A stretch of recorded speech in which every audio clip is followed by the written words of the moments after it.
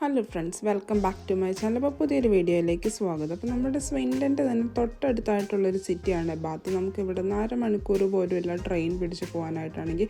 അപ്പോൾ ബാത്ത് എന്ന് പറഞ്ഞിട്ടുണ്ടെങ്കിൽ ഇതിന് മുമ്പ് ബാത്തിൽ പോയ വീഡിയോസ് ഞാൻ ഇട്ടിട്ടുണ്ട്. അപ്പോൾ അത് ഭയങ്കര കാണാനായിട്ട് ഭംഗിയുള്ളൊരു സിറ്റിയാണ്.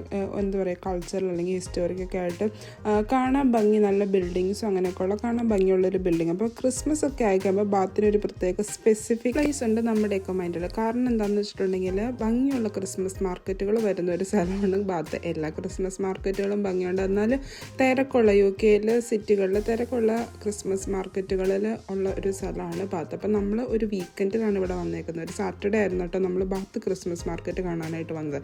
അപ്പോൾ ഇത് 14th വന്നത്. നെക്സ്റ്റ് ഡേ ക്രിസ്മസ് മാർക്കറ്റുകൾ ഇവിടെ ക്ലോസ് ആകുമായിരുന്നു.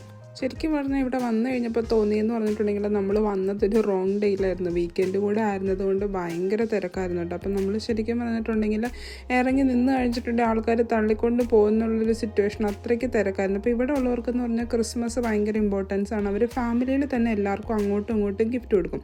അതായത് അപ്പൻ അമ്മയ്ക്കും, അമ്മ മക്കൾക്കും, മക്കൾ അമ്മയ്ക്കും അപ്പനും, അങ്ങനെ അങ്ങോട്ടും ഇങ്ങോട്ടും ഗിഫ്റ്റ് കൊടുക്കുന്നൊരു ടൈമും കൂടെ ക്രിസ്മസ് എന്ന് പറഞ്ഞിട്ടുണ്ടെങ്കിൽ. അപ്പോൾ ഇങ്ങനെയുള്ളൊരു ക്രിസ്മസ് മാർക്കറ്റുകളിലൊക്കെ ഇവർ മെയിനായിട്ട് വിസിറ്റ് ചെയ്യുന്നതിൻ്റെ ഒരു കാരണം എന്ന് പറഞ്ഞിട്ടുണ്ടെങ്കിൽ ഫാമിലിയിലൊക്കെ ഉള്ളവർക്ക് ഗിഫ്റ്റ് കൊടുക്കാനായിട്ടായിരിക്കും. പിന്നെ നമ്മളെപ്പോലുള്ളവരാണ് ഇവിടെ കാണാനായിട്ട് വരുന്നത്.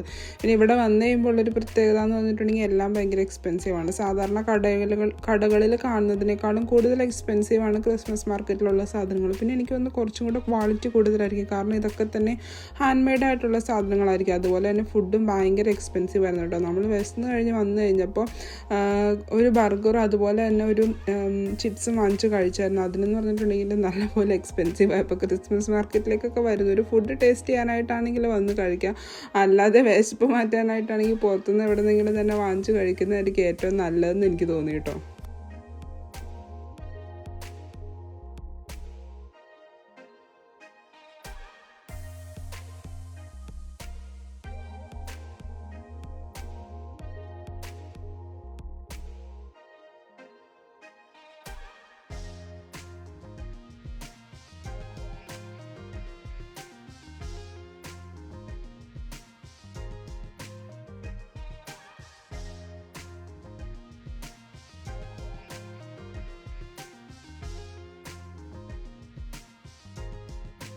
രാത്രിയാകുമ്പോൾ സ്ഥലത്തിനൊക്കെ വേറൊരു പ്രത്യേക ഭംഗിയാട്ടോ. എല്ലായിടത്തും കംപ്ലീറ്റ് ലൈറ്റ്സൊക്കെ വരും. രാത്രിയാകുമ്പോൾ എന്ന് പറഞ്ഞാൽ ഞാൻ പ്രത്യേകിച്ച് വീഡിയോസിലൊക്കെ പറയാറുണ്ട് 3:30 ആകുമ്പോഴേക്കും നമുക്ക് രാത്രിയാവുന്നു. പക്ഷേ ഇന്ന് കുറച്ചും കൂടെ സണ്ണി ആയിട്ടുള്ളൊരു ദിവസമായിരുന്നു.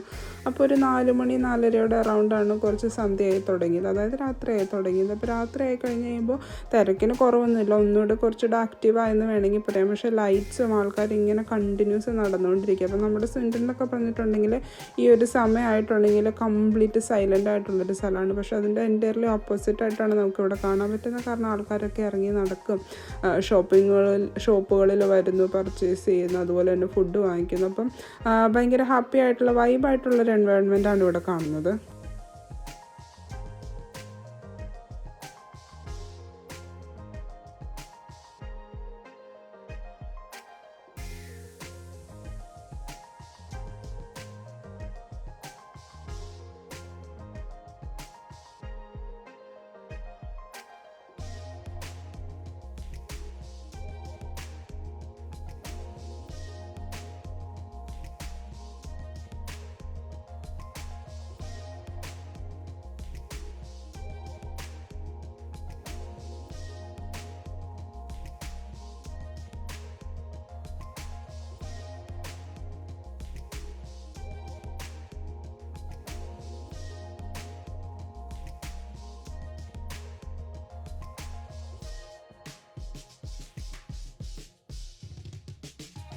അപ്പം നമ്മൾ ഇടയ്ക്കൊരു തൊപ്പിയൊക്കെ വാങ്ങിച്ച് വെച്ച് നോക്കിയായിരുന്നു കേട്ടോ. കാണാൻ നല്ല ഭംഗിയുണ്ടായിരുന്നു. പക്ഷെ എപ്പോഴും തൊപ്പി വെക്കുന്ന ശീലം എനിക്കില്ലാത്തതുകൊണ്ട് ഞാൻ തൊപ്പി വാങ്ങിച്ചില്ല. പോരാത്തതിന് നല്ല എക്സ്പെൻസീവും ആയിരുന്നു കേട്ടോ. അപ്പോൾ പിന്നെ നമ്മൾ കുറേ നേരം കൂടെ ബാത്തൊക്കെ ചുറ്റി ലൈറ്റ്സൊക്കെ കണ്ട് പിന്നെ വേറെ ഇമ്പോർട്ടൻ്റ് ആയിട്ടുള്ള 2-3 ഷോപ്പുകളിലും കൂടെ കയറി. ഷോപ്പിംഗ് ചെയ്യാനൊന്നുമല്ല, ജസ്റ്റ് കണ്ടൊക്കെ നടക്കാനായിട്ട്. അപ്പം നമ്മളൊരു 8 മണിയുടെ അറൗണ്ടായിരുന്നു ട്രെയിൻ ബുക്ക് ചെയ്തിരുന്നത്. ട്രെയിനിലൊന്നും ഒട്ടും തന്നെ സ്ഥലമില്ലായിരുന്നു കേട്ടോ. കഷ്ടിച്ച് നിന്ന് പോകാനുള്ള സ്ഥലം ഉണ്ടായിരുന്നുള്ളൂ. മിക്കവാറും തന്നെ എല്ലാവരും സ്വീഡനിലുള്ള ഒരു ബാത്ത് കാണാൻ വന്നതുപോലെയാണ് എനിക്ക് തോന്നി. കാരണം സ്വീഡനിൽ നിന്നായിരുന്നു തിരക്ക് തുടങ്ങിയത്, സ്വീഡനിലാണ് തിരക്ക് അവസാനിച്ചത് തോന്നിയപ്പോൾ.